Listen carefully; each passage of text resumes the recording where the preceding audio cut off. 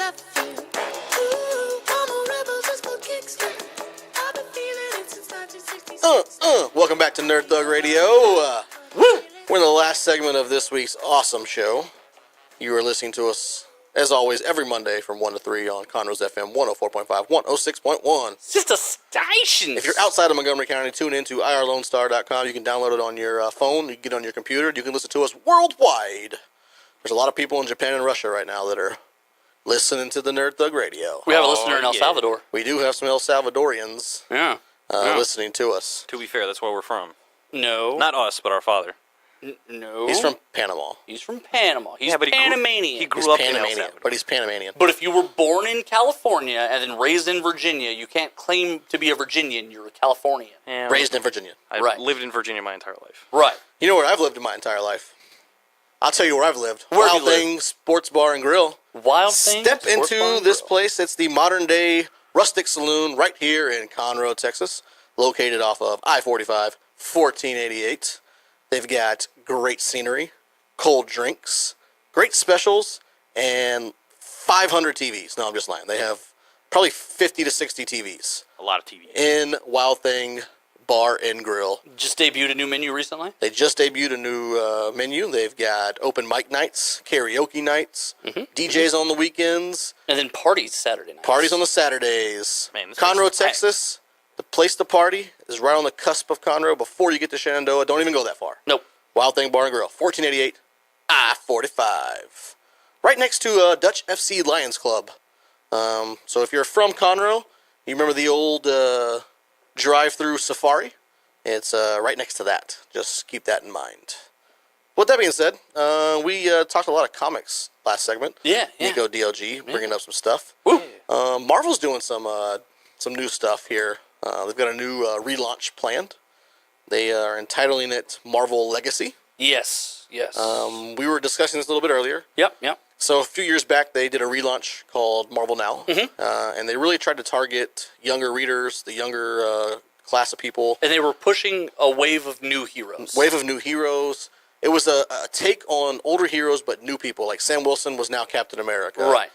Thor no longer had his hammer. It was now Jane Foster. Right. Just this kind of your Ironheart. So some of the characters' names, there was a new Hulk. Amadeus Cho was now the Incredible Hulk. Amadeus Bro. And so they went that direction, and they also created a bunch. I mean, there were so many books that came out. Right. Just with different, Over 100. people were getting new which got titles and canceled. stuff. And I don't think it went as well as they planned.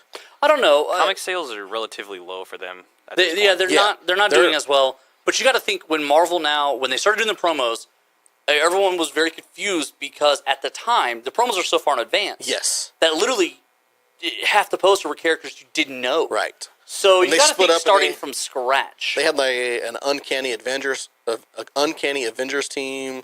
They had like 4 different Avengers squads going on at one time. Right.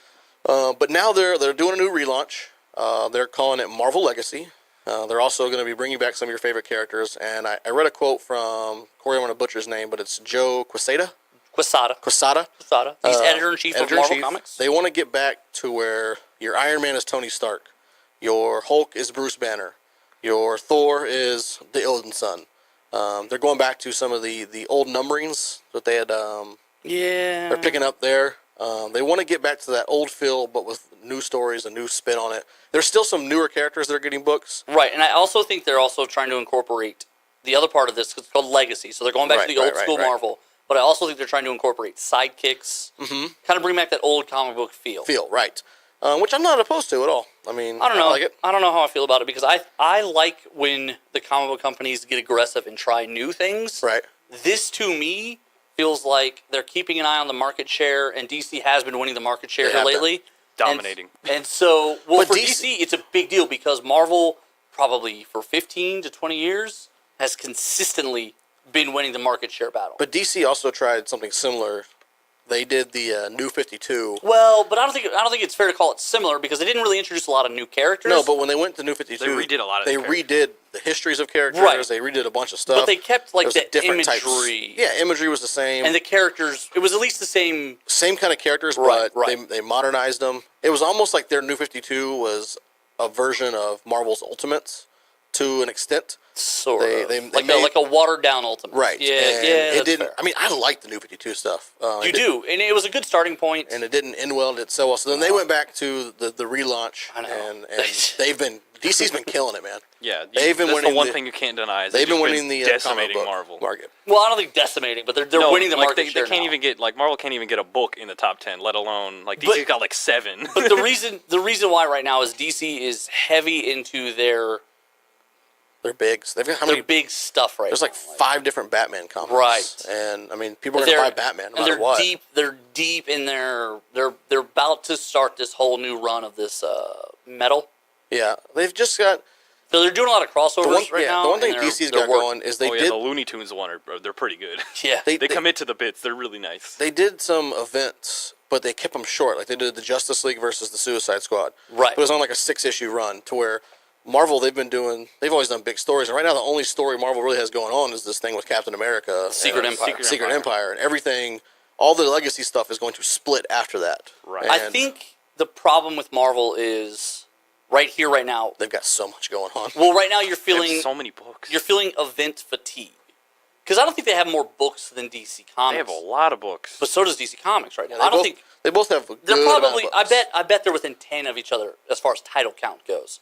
But Marvel has kind of pre-planned sort of their trajectory over the past 10 years with event, and all the events kind of told one continuous story and led into each other. And you're coming on the tail end of that right now. And the journey's over, but there's so much that has happened kind of so fast. Yeah. And so people are kind of burned out because you got to remember every time one of these events happen, all the tie-in books and all the other stuff. It's hard. It's super hard to keep up with the stuff, And man. it's basically been every summer. Yeah. Which I'm not opposed to like big events and stuff. But like when DC did their relaunches, after each relaunch, they kind of let everything simmer for a second. They don't then say giant crossover. They wait.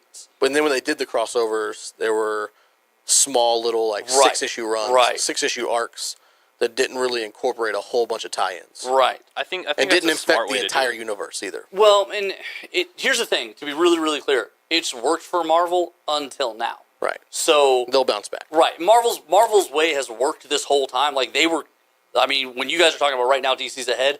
Marvel was killing these For years. Like Image was actually eating up on the back end of DC. DC for a little Right, bit right. was kind of in a crunch where The Walking Dead and Invincible might actually start out like they were cutting into real numbers. Right. And then when Mark Millar had a couple books at Image also, like Image was really cutting into the They were market share of making DC moves, on the man. back They were end. making moves. So DC actually kind of started to look like a squeeze number 2. And so, yeah, they're winning right now. And I don't think it'll continue. A lot of key creative teams are changing. Mm-hmm. Scott Snyder is now off of Batman, and his run was just epic. He did Court of Owls. He did the killing, not the Killing Joke, but the one with the Joker where he cuts off his own face, and then he took someone's hand, and it wound up being Alfred's hand. But Batman, they kept everyone guessing during the whole crossover who's missing a hand, and like everyone kept showing up with their hands behind their back, and you're like, oh no, did they take that wing? Oh, whose hand was it? So like Scott Snyder did all of that. Whose hand was it? Whose hand was it? done it? Stone Cold. But so Scott Snyder was a big deal, and he's now coming off his run. Right. There was a Justice League where they were going to do Brian Hitch as the artist, and now they basically have kind of scrapped it. So there was a lot of big stuff growing in DC that's about to change over. So we'll see what happens. Right, because I think they're kind of at a transition point. They're either going to stay strong or they're going to fold. Secret Empire is coming to an end, and the relaunch is coming soon. So we'll see what happens. It should be We'll see interesting. what happens. One of the things that's not changing much during the Marvel whatever is the 2 X-Men titles they've been having going. Blue and X-Men Gold. Blue and Gold. Although they are going to Yeah, I know, you're merge excited together about this. I'm in- not. And a new Mojo storyline. I hate Mojo. I like Mojo. I hate Mojo. We'll see how it I've heard X-Men Gold is pretty good, but I've heard Blue is just like weird. Yeah. It's like a bunch of side characters no one actually cares about. Oh, Yeah. really? Yeah. It's like Wolverine is not actually Wolverine. He's like Wolverine and someone else's son. Yeah, so he's from the Ultimate Universe, and he's James Howlett's son. Right. Yeah, so Gold's Right. pretty good because I think Gold is good. Jean Grey leads Gold, if I'm not mistaken. I think so. And it's got like And- Old Man Logan. And they've been working with Magneto behind the scenes, and Blue doesn't know. And so during the Mojo crossover, that's all going to gonna come to find out. fruition, and it's going to cause Ooh. issues and problems. And Mojo's back, and he's a creepy-looking guy, and he's really fun, and I like him. I hate Mojo. And yeah, it's going to be Anyway, great. the Falcon book is going to be a big deal. Sam Wilson returns as Falcon. He lays down the shield. But he still has like the American suit. No, not anymore. It's American-looking. No, I just looked at it today. it's not. It's not. On the cover for number 3, it's black, green, and red. No, I'm His talking about costume. number 1. I didn't see number 3. Like the debut issue, he's still like in a blue and red type suit. Oh, Now, that might change. yeah, no, they definitely showed him Initially, in like a black and red Falcon costume. That makes sense. And they're doing a new Patriot, which kind of drives me crazy. Because they just so the Patriot from Young Avengers was Eli Bradley, and he's only been around for like 7 or 8 years. Yeah. And now he's gone, and somebody else is taking and now there's going to be a new guy calling himself the Patriot. Poor And guy. he got introduced in the Secret Empire stuff in the Falcon's book. And the other thing is that it's actually Rodney Barnes is the writer. He's from TV. He writes for the Boondocks, and Everybody Hates Chris. Yeah. So he's a big deal. Yeah. I always wonder when TV writers come to comic books, though, it can't be for the money. Like, I don't understand why they do No. it. They probably make a lot more money writing TV. Probably so. This was kind of interesting. Side note, Poison Ivy, a bunch of fans for the new Batman writer, he was about to relaunch her, and they asked that he not have her kill, and he was like, of course not.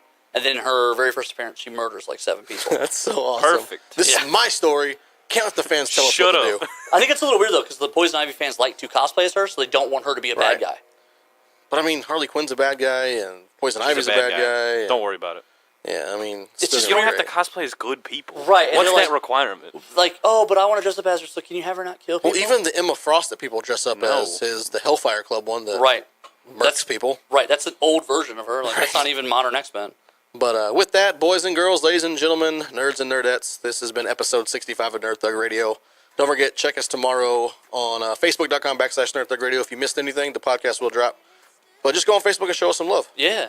I'm the Captain Joey Savage. Cool, DLG. Quentin Quire here. All right. Same nerd time, same nerd channel. 1986.